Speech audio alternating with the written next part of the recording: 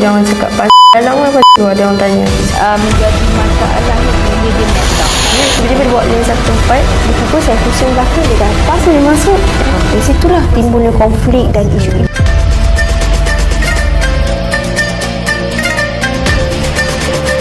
Video Lucha. Saya pasti ramai di kalangan remaja yang menonton video-video ini, malah sehingga ketagih. Pengakuan gadis remaja ini pasti sedikit sebanyak akan membuka mata masyarakat kita tentang penularan dan ketagihan video lucah di kalangan gadis-gadis remaja.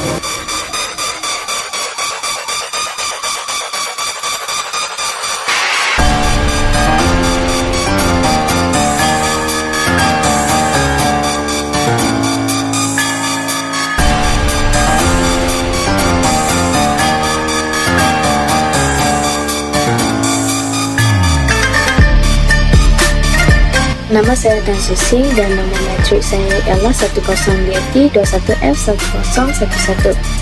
Nama saya Pak Winisha Wigneswaran, nombor matrik 10DAT21F1019. Nama saya Dewi Galushni, anak perempuan Sasidaran. Nombor matrik 10DAT21F1060. Saya Ashini, nombor matrik saya adalah 10DAT21F1081. Pada zaman kepesitan teknologi ini, penyalahgunaan internet sering berlaku dan sering hangat diperkatakan. Isu penyalahgunaan internet yang sedang hangat diperkatakan adalah isu melayari laman web yang berunsur lucah atau dipanggil sebagai pornografi. Pornografi boleh didefinisikan sebagai penggambaran atau pengisahan sesuatu perlakuan dengan cara yang menghairakan yang bertujuan untuk membangkitkan nafsu seks secara lucah. Sebelum ini, cara mendapatkan bahan-bahan tersebut adalah melalui teknologi dari mesin cetak seperti foto, gambar, majalah, pita video atau cakra padat. Tetapi kini, dengan kepesitan teknologi menyebabkan perkara seperti ini mudah tersebar dengan cepat dan bermaharajalela di laman sosial. Lagi-lagi, semua benda hanya berada di hujung jari. Laman-laman web yang mengajikan pornografi ini boleh diaksikan oleh sesiapa sahaja, termasuk golongan belia, remaja maupun kanak-kanak, kerana ialah percuma. Kesan perkembangan teknologi maklumat kini telah menyebabkan ramai remaja yang kini terdedah kepada laman web yang mengandungi unsur yang tidak bermoral ini, yang memberikan kesan negatif dalam perkembangan minda dan fizikal manusia. Timbalan Perdana Menteri Datuk Seri Dr. Wan Azizah Wan Ismail berkata, isu pornografi hanya dibendung di peringkat akar umbi, khususnya pengawasan keluarga dalam penggunaan internet yang boleh menyebabkan golongan itu terdedah kepada bahan lucah di media sosial. Beliau yang juga Menteri Pembangunan Wanita, Keluarga dan Masyarakat berkata, untuk itu, langkah saringan haruslah dilakukan di laman web atau gadget telekomunikasi bagi memastikan bahan-bahan pornografi tidak dapat diakses sama sekali. Ini adalah antara keratan akhbar yang saya telah mendapat daripada berita harian. Keratan akhbar ini menunjukkan ketahiran pornografi rosakkan otak. Objektif topik.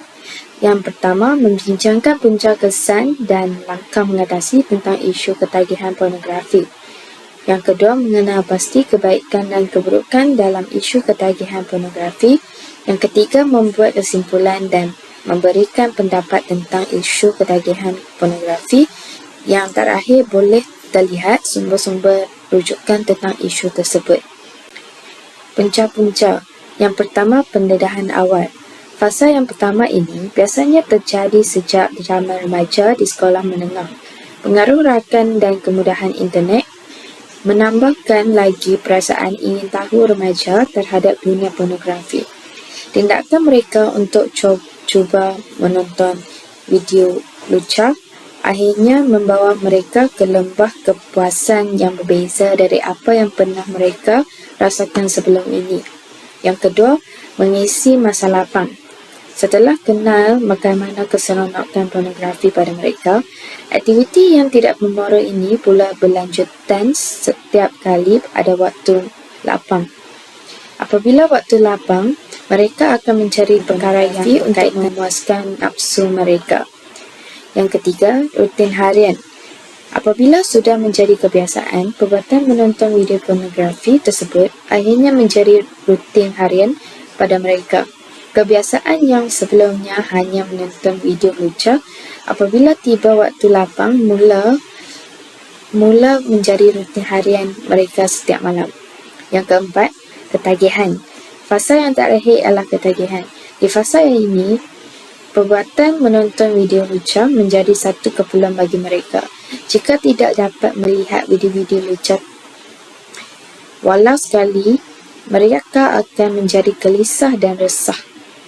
Hari ini saya akan membentangkan tentang kesan ketagihan pornografi.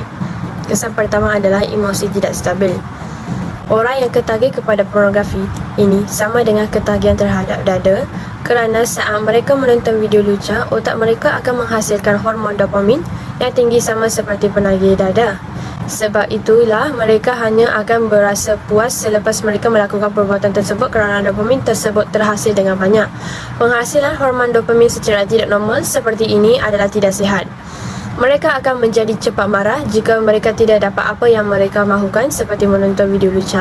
Kesan kedua adalah urusan harian terganggu. Ketagihan terhadap pornografi boleh menurunkan keyakinan seseorang, menyebabkan prestasi dalam pekerjaan juga menjadi semakin merudum dan tidak produktif. Mereka yang mengamalkan tabiat menonton pornografi juga mempunyai kesukaran untuk bersosial. Ia juga mungkin disebabkan mereka takut akan penilaian orang lain terhadap tabiat menonton video pornografi dan onani yang ada pada mereka. Otak seseorang yang sering menonton pornografi juga akan menjadi lemah dan tidak dapat memahami sesuatu dengan pantas. Kesan terakhir adalah tidak berminat dengan pasangan. Ini pula kesan pornografi khas kepada mereka yang sudah berkahwin dan berumah tangga. Mereka yang ketagih pornografi akan merasa bahawa pasangan mereka tidak dapat memuaskan manifestasi nafsu mereka. Sebaliknya, pornografi di internet lebih mudah untuk mereka pilih apa yang mereka suka daripada yang mereka tidak suka.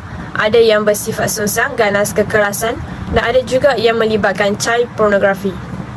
Lebih hebat lagi, sampai satu tahap mereka ada yang merasakan rumah tangga bukanlah satu keperluan kerana mereka boleh mendapat kepuasan yang sama di tempat lain.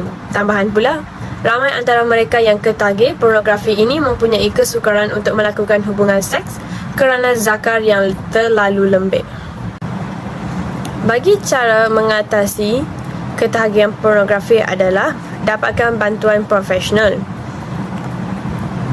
Orang yang ketagih ini perlu pergi dapatkan khidmat kaunseling atau nasihat dari pakar fisiologis berkenaan ketagihan mereka. Pakar kaunseling dan fisiologi telah dilatih untuk menguruskan kes-kes berkenaan ketagih, lebih-lebih lagi ketagihan terhadap pornografi yang semakin meningkat saban hari. Cara kedua adalah berhenti secara beransur-ansur. Pakar berpendapat bahawa jika mereka berhenti daripada menonton video lucu secara tiba-tiba, tubuh badan mereka akan mengalami withdrawal syndrome, yang mana ia membuatkan keinginan mereka untuk menonton video pornografi menjadi lebih tinggi daripada sebelumnya. Perasaan resah dan gelisah akan berlaku kerana mereka dan ini membuatkan mereka lebih sukar untuk melawan ketagihan tersebut. Kesan terakhir adalah elakkan keseseorangan. Kadang-kadang mereka yang ketagih kepada pornografi ini adalah disebabkan mereka tinggal berseorangan. Apabila berseorangan, otak kita secara tidak langsung akan memikirkan sesuatu perkara yang menyeronokkan untuk menghilangkan rasa bosan. Waktu itulah otak mereka akan tercari-cari sesuatu yang boleh memberi keseronokan kepada mereka, lagi-lagi jika perkara ini sudah biasa kita lakukan seperti menonton pornografi. Jadi, mereka haruslah hadkan bilik tidur mereka hanya untuk tidur dan berehat. Jika mereka ingin menggunakan gadget juga, mereka haruslah duduk di ruang tamu atau meja makan. Mereka boleh juga perbanyakkan aktiviti di luar dan sibukkan diri dengan aktiviti yang memenatkan supaya minda mereka boleh dicegah daripada memikir perkara-perkara seksual yang boleh mengandung perbuatan yang lebih teruk. Kesimpulannya, segelintir ibu bapa mungkin tidak menyedari bahawa sesetengah animasi atau kartun yang ditonton oleh anak mereka menerusi YouTube sebenarnya mengandungi adegan pornografi ringan atau soft pornografi. Ketagihan akan menjadi bertambah buruk apabila mereka menjadikan pornografi sebagai medium mencari keseronokan, terutama apabila merasa murung. Ketagihan pornografi dalam kalangan remaja pada hari ini banyak berkait rapat dengan kemajuan dan perkembangan corak hidup yang dikecapi oleh manusia pada masa kini. Keadaan ini berlaku kerana perkembangan teknologi yang berlaku masa kini membolehkan setiap orang mampu untuk memperoleh bahan-bahan pornografi, terutamanya dalam bentuk digital dengan mudah dan cepat. Pendedahan dan perkembangan pendidikan yang ada juga menyebabkan mengapa remaja pada hari ini dilihat lebih ke hadapan berbanding ibu bapa dalam penggunaan teknologi, sehingga ada di antara mereka yang tidak bertanggungjawab dengan sengaja mengakses pornografi di internet serta mampu melepasi sekatan cyber yang ada bagi mendapatkan bahan pornografi. Hasil kajian yang telah dijalankan kesemuanya mendapat tiada sebarang kebaikan yang mampu diperoleh hasil dari tontonan pornografi. Hal ini demikian kerana pornografi tidak hanya memberi kesan kepada fizikal atau tingkah laku seseorang, tetapi implikasi yang paling besar pornografi dapat dilihat dari segi perkembangan khasiat diri remaja, terutama dari segi perkembangan rohani remaja. Namun, jika perkembangan yang ada digunakan sebaik mungkin dengan menjadikan agama sebagai pegangan yang utama, mampu memudahkan kehidupan seharian manusia untuk pelbagai tujuan yang bermanfaat. Terdapat contoh berita iaitu Muslimat PAS Malaysia, Senator Ustazah Nurida Muhammad Saleh berkata adegan berkenaan merangkumi bak-bak seperti mencium atau sebagainya sehingga menyebabkan anak-anak ingin mencuba dan merasainya sendiri. Jika dulu televisyen menjadi sumber utama, diikuti lambakan cakera padat, lucak, kini akses melalui talian internet dan telefon pintar menjadi sumber sukar dikawal. Beliau berkata segelintir masyarakat sering kali menyalahgunakan aplikasi media sosial yang memaparkan unsur pornografi ringan sehingga mengundang kesan negatif kepada semua peringkat umur sama ada orang dewasa, remaja maupun kanak-kanak.